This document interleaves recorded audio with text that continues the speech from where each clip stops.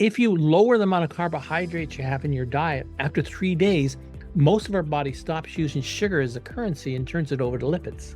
If you continue that to 7th day, even the brain starts going, oh my God, I'm not getting enough sugar. So it switches over to lipid, which I already suggested with the mitochondria is 9 times more efficient for energy.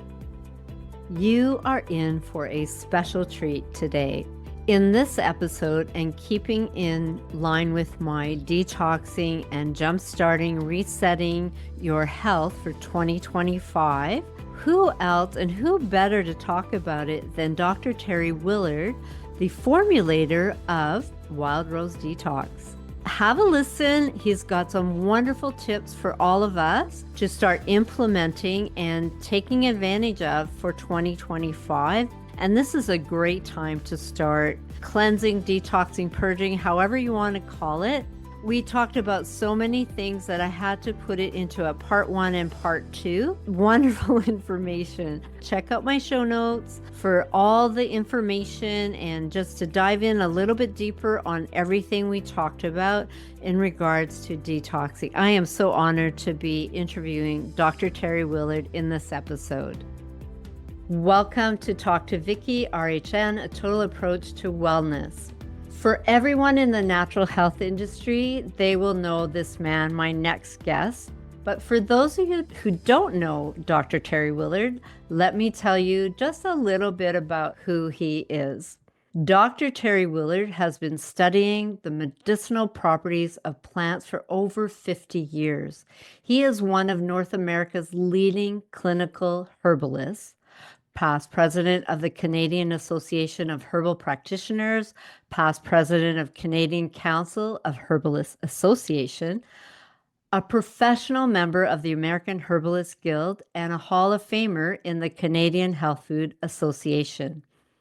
He is the director of the Wild Rose College of Natural Healing that hosts students from all around the world.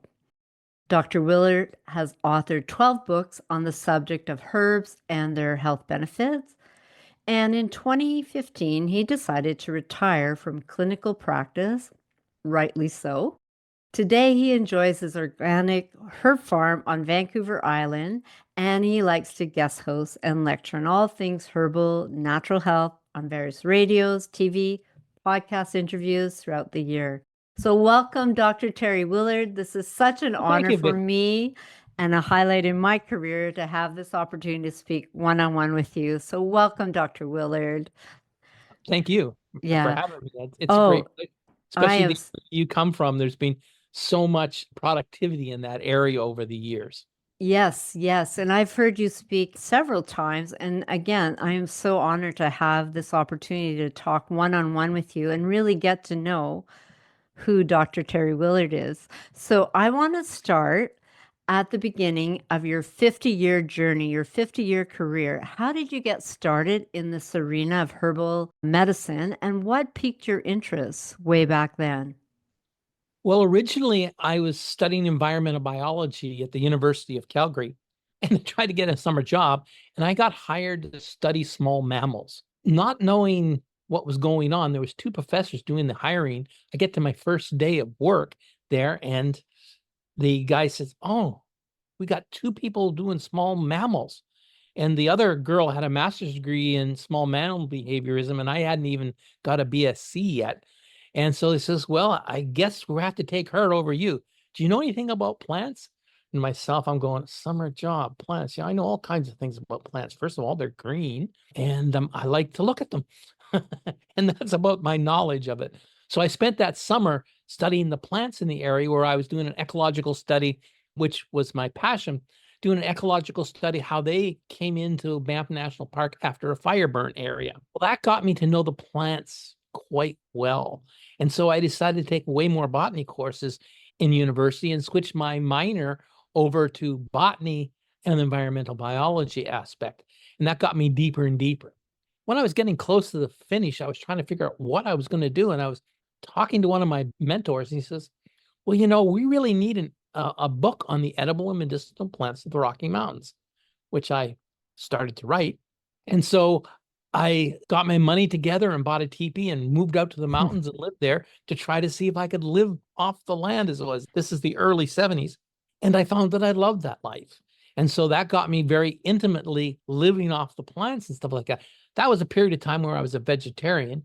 It didn't take long for me to understand that in a hunter-gatherer situation, it was much easier on the hunters than it was on the gatherers because it took a lot more time grazing. And that's literally what I was doing to stay alive.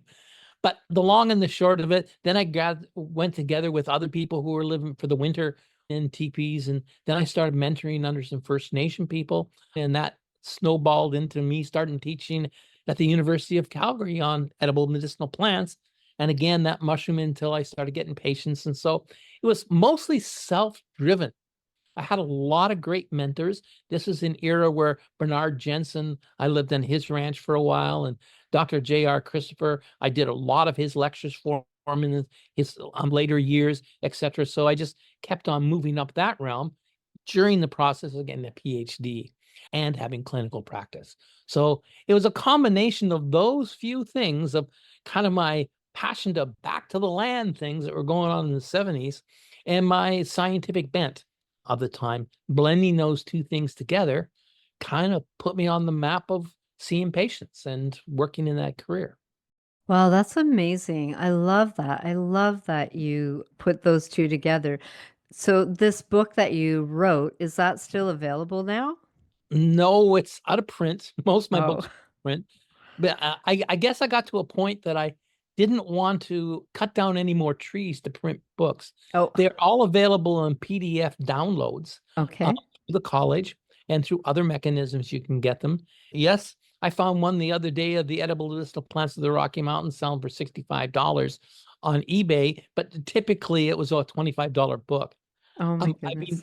wanting to, with my son, who's also a herbalist, Yarrow Willard, to put that out with his input into it to make it more modern for the modern thing. But both of us have been just too busy. Yeah, I was thinking of that because some people for our listeners, our viewers that are sort of dabbling into herbal medicine, I think that would be a great way to start. What would you suggest for someone that's just interested, or maybe it's personal, maybe it's like you helping other people? How would you say is a good place to Well, if you start? just want to dabble, my son has a great YouTube thing called the Herbal Ooh, Jedi. And he has tons of videos, some of which I am a guest of and work with. So him and myself, and mostly him, are walking through the various things on Vancouver Island, looking at herbs, talking about herbs, doing that. But this also includes us doing adventures in other parts of the world, like China, etc. And medicinal mushrooms is one of both our passions. So we've gone around the world looking at some of the top places to grow mushrooms with a videographer. By doing that, the blogs are quite rich. Of course, I represent Wild Rose College, where we have thousands of students learning to be a herbalist in Canada. And that's if you want to get in a little deeper. You can do anything from a one-day seminar to a 3-year clinical herbalist program to become a professional. I have a friend in Florida right now. She just graduated from a herbalist program and she said it was so intense. Like it was very intense and learning about everything that that plant does. Mhm. So yeah, yeah. So if someone's looking to go to your college, they have to prepare themselves for some Well, it depends intense. on what level they're Yeah, doing it. okay. All right. Sure. I mean, Okay. you can just put your toe in or you can dive right in. Both are available for a student to be able to do. And it's a nice career. If nothing else, it really helps you being your barefoot doctor for your family. Do that or your community or whatever the case may be. It's very community based, but it's also as you climb up the echelons, it gets more and more scientific. And then when you get near the top, it starts becoming more environmentally psychological. How the psychological environment you're in really plays a big role in how your health works, not Mm-hmm. just biochemistry.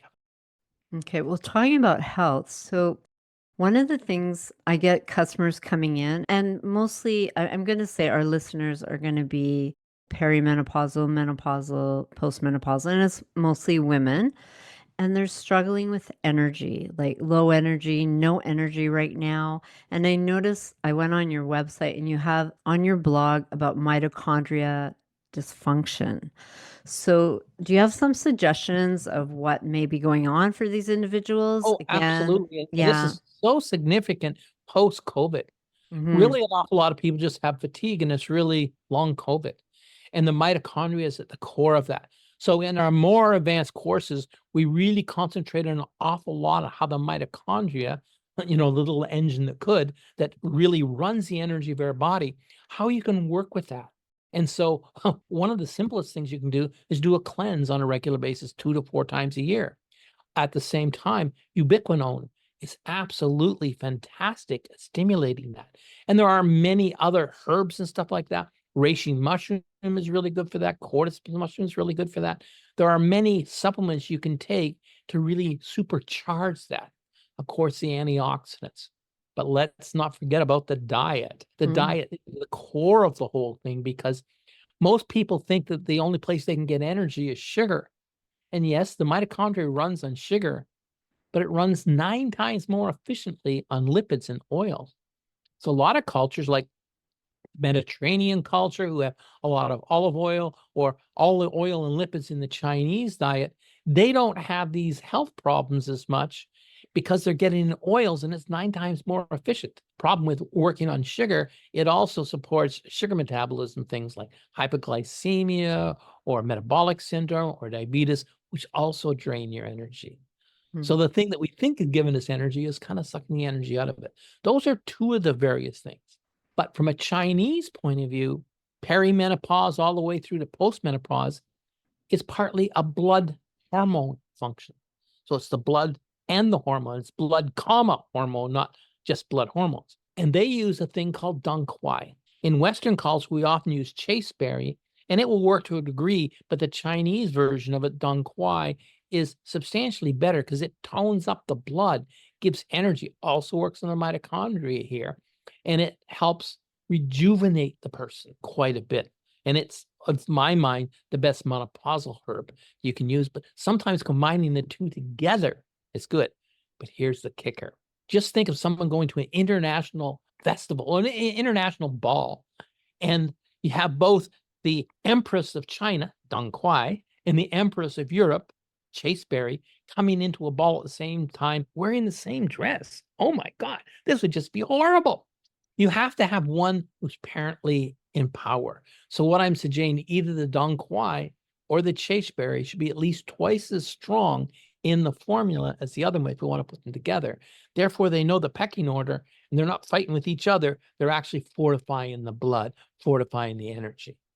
Now, also chasteberry is called chasteberry simply because it lowers sex drive, and Dong Quai does the opposite. It raises sex drive. So most of my patients over the years have chosen Dong Quai over the chasteberry for that reason alone.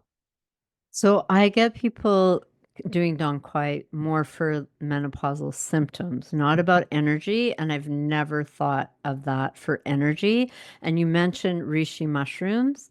I love reishi mushrooms. And, you talked about what happened in 2020 and people's energy and anxiety. Like people have been very stressed. And that's when I tell them reach for reishi mushroom. And It's yeah, it's very good. All the medicinal mushrooms, cordyceps, also yeah. very good there, but the reishi mushroom is really powering to the whole body, because really what it comes down to, long COVID or mitochondria function, is kind of a blood disorder, not a respiratory or at all.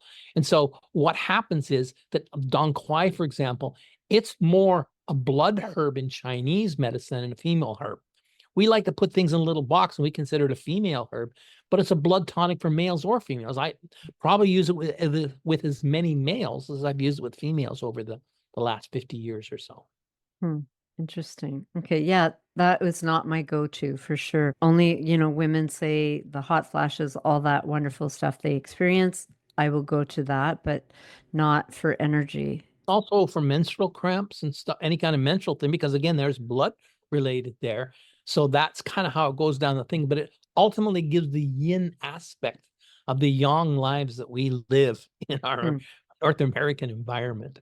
So this is not about energy, but my husband's starting to do cayenne, and it's like toning his arteries, I guess.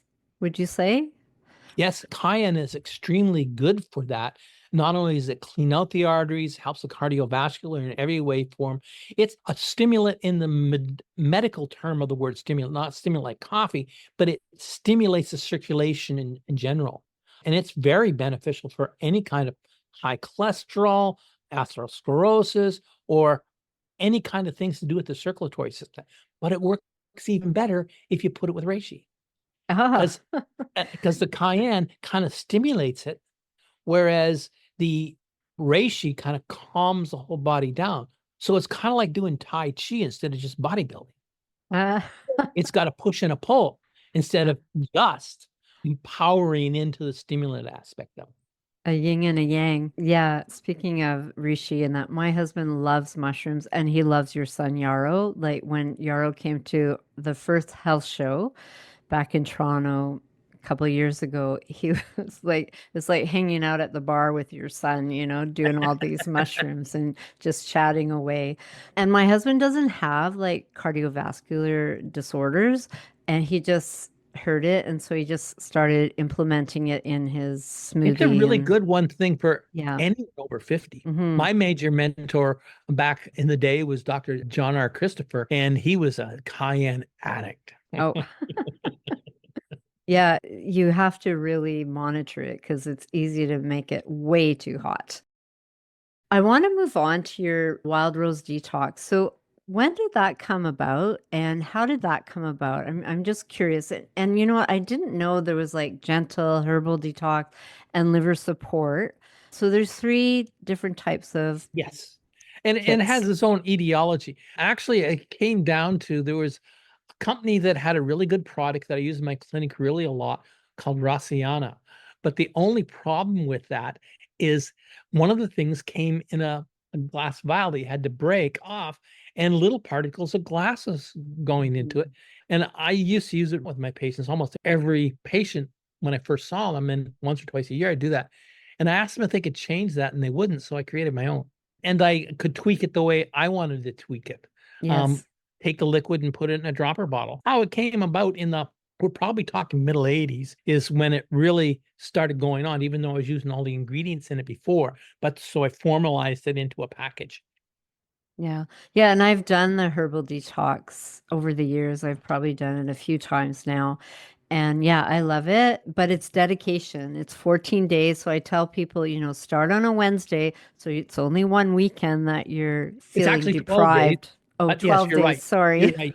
And it depends on what strategy they are. If they started Yeah, on they only have one weekend. If right. they started on a Friday, they have 2 weekends because a lot of people like to do it when they're not at work.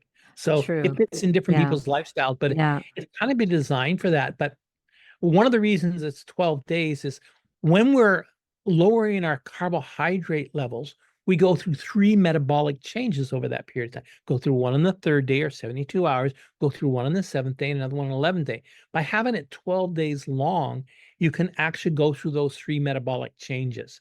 And it changes how we work. So most of our energy in North America comes from sugar, as I've already mentioned. But if you lower the amount of carbohydrates you have in your diet, after 3 days, most of our body stops using sugar as a currency and turns it over to lipids. If you Mm. continue that to seventh day, even the brain starts going, oh my God, I'm not getting enough sugar. So it switches over to lipid, which I already suggested with the mitochondria is 9 times more efficient for energy. And that's why on the seventh day, people get I can't believe I ate that stuff before. I feel so much better. I'm never going to eat that stuff again. Of course, I always like to bet them $50 that within 6 months they're going to be back on the old diet because we're human. Yeah. We do things like that. But the long and the short of by going 12 days, you go through three metabolic changes. Some people like to do back to back, and at the 21st day, you have another metabolic change on the whole function. But it's designed to work along that way. And yes, if you judge that out, so that's how the ordinary detox went. But when I moved in the United States, they didn't want the laxative effect as much. So we had to create a gentle detox. But we also have a problem in North America in general now. At that point in time, it was only in the States because so many people suffer from FOMO, fear of missing out. And therefore, they couldn't do a detox because they couldn't figure out 12 days to set aside that they're not going to need to go to an anniversary party or a birthday party or a business meeting, stuff like that. So that allows you to have one cheat meal per 7 days. So that adds that in. So it's a little bit gentler on the laxative thing, and it gets you over that FOMO issue, how you can cheat. But it also moves you out of the situation where you'll get the metabolic changes as much. So the gentle is only 7 days? No, It's still it's also 12 days. Okay. But during that period of time, you can cheat. Now, if you cheat on the second day, you get 2 cheats in the period of time, but you don't get your metabolic changes because as soon as you cheat once, the metabolic clock starts all over again. Right, right. And that's what I say to people too. Like, if you're going to do it, do it. It's mind over matter. Like, plan it. Like you said, sometimes things come up, especially this is going to be airing after Christmas. So people want to get back on track. New year, new you. So this is a great time to be doing any sort of detox or that metabolic Well, Vicky, that is the reset. most popular time in Canada to do it. Yeah, yeah, Where I've yeah. sinned, I can't believe I ate the whole thing over the festive season, especially in the Hamilton area. But Yeah, yeah, yeah, yeah. but Any area, really. really, but I was just saying because Hamilton has a lot more Catholics and Oh, that kind of thing. I was being a little right. facetious here, but the long and the short of it, it's the most popular time. It actually, so when do you do it? Well, ever you can fit the 12 days together is really when you do it. Yes. Yeah. But the Yeah. times you get the biggest bang for the buck is after you sin for a Yeah. period of time. Yep. After you detox, then you detox, or at the change of the season. So one of the best times, because it really concentrates on the liver, is in the spring. So doing it in January and or after Easter is a Right. great time. Yeah. In my clinical practice, I almost always brain hooked my patients and say, we do it right after Easter and right after Thanksgiving, the Canadian Thanksgiving, Yes. and do it those times. Those are 2 changes of the season. But we also suggest you do it 2 to 4 times a year, depending on what you eat, depending on your stresses, depending Yeah. on what you're doing. Yeah. I had a lot of flight attendants, and they did it intermittently because they had a horrible diet for 20 days, and then they had 10 days off, and then they could control their diet because they were living out of vending machines and hotel mini bars Yeah. and restaurants, Yeah. the Yeah. lifestyle. And there was some definite benefits of doing it that way, going on and off. It actually has been shown for longevity and things like that by doing a calorie restricted diet for 10 days a month is extremely beneficial. And the detox happens to fit into that category. No, I'm glad you mentioned that. And I heard you just recently on a webinar saying, 2 times a year from summer to fall, winter to spring, because our diets change so much then too. Absolutely. At least they Because, should, because that's what's environmentally available. yeah, exactly. So when you said that, it's just like, yeah, I'm putting people on the right path. And then even for, they have a wedding coming up or an anniversary and they're trying to fit in this outfit to jumpstart their weight loss program, do a detox, and then it resets things. Like you said about the carbs and they go, You oh, why reminded am I me eating that? once of I was walking along the beaches in Playa de Carmen, which is in the Cancun area, and I noticed a wedding was there, and the guy saw me walking along, thinking, honey, that's the guy who made the detox who got you into that dress Oh, in that's, front of all the people. yeah. But Wow. a lot of people who are going for weddings and stuff like, or any other special occasion that you're trying to look at, Yeah. was never meant to be a weight loss program, but it usually does. Once you do the 12 days, you've lost somewhere between 2 and 6 pounds or 8 pounds. Yes. So, something else I'm hearing a lot of is non-alcoholic fatty liver disease. This is a very common one. Yes. And it feels like every 5 years I hear these trends. This is the new one. I had one lady come in and she thought it was a death sentence. Like she was so panicky. Absolutely is not. Yeah. And like the liver can regenerate itself if you're giving it the right tools. There's several reasons for this, but interesting, each area of Canada has its specialty disease that's mostly there.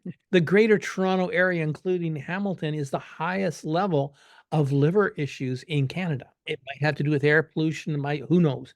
It might have to do with competition with Stress. people. Yeah, stress, exactly. Driving. And it would work with all of those ideas. But so what we do if I have a patient come in with polycystic liver or non-alcoholic liver issues, it's almost always to do with the fatty acids. So what we do is we get them to do an ordinary herbal detox or the gentle detox for 12 days first. And then we go into the other one, the liver support one. So it takes 3 to 9 months usually to get rid of fatty liver problem. But if you do the liver support, it only takes 3 months usually.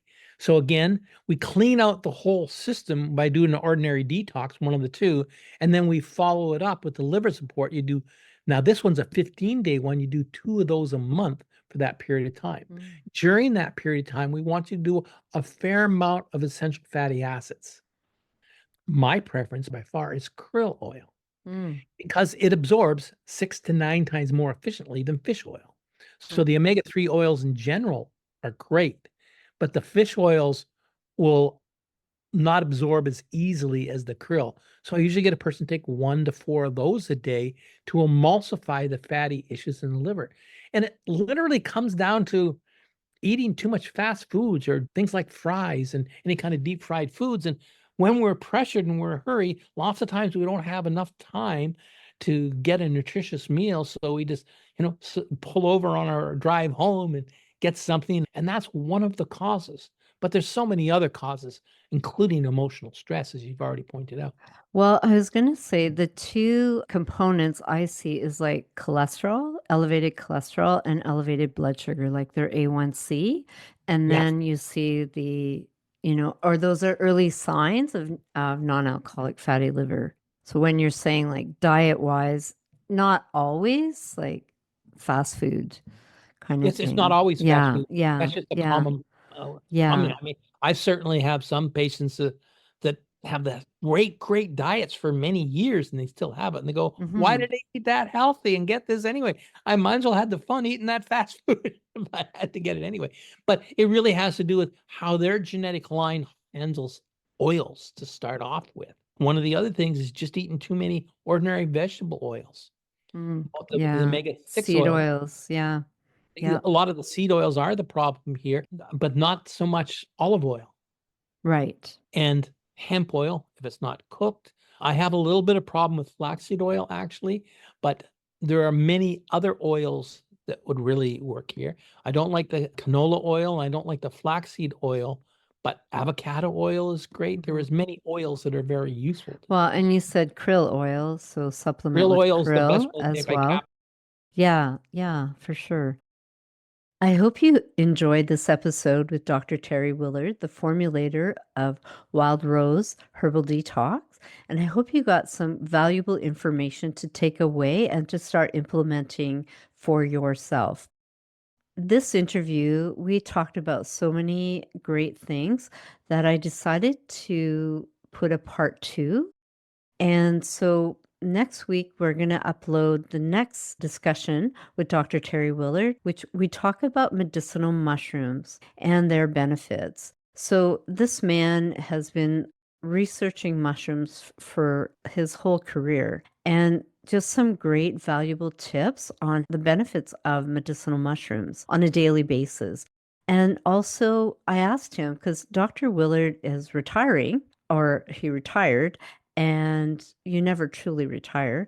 And what was next for Dr. Terry Willard? And he's working on longevity research. And so I'm looking forward to hearing and seeing the results of his research going forward. So that part 2, next episode, will be uploaded next Tuesday. So stay tuned for that. So if you're wanting to know a little bit more about medicinal mushrooms and not sure who to ask or where to go, this is the man to be listening to. I hope that you have some valuable information, that you're able to implement the information. That's what we're all about. We want to give you real practical advice that you can use on a daily basis to create healthy habits. Thank you for listening, and don't forget to subscribe to this channel.